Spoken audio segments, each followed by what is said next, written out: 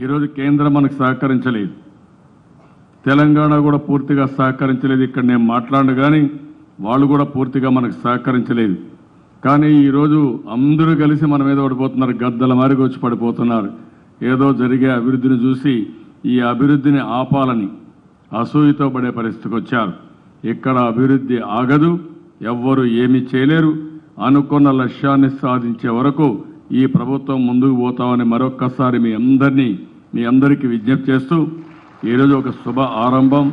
ఈరోజు కేంద్రం మనకు సహకరించలేదు, తెలంగాణ కూడా పూర్తిగా సహకరించలేదు. ఇక్కడ నేను మాట్లాడను కానీ వాళ్ళు కూడా పూర్తిగా మనకు సహకరించలేదు.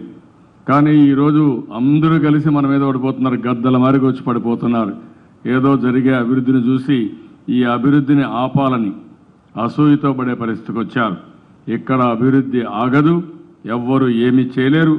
అనుకున్న లక్ష్యాన్ని సాధించే వరకు ఈ ప్రభుత్వం ముందుకు పోతామని మరొక్కసారి మీ అందరికీ విజ్ఞప్తి చేస్తూ ఈరోజు ఒక శుభ ఆరంభం.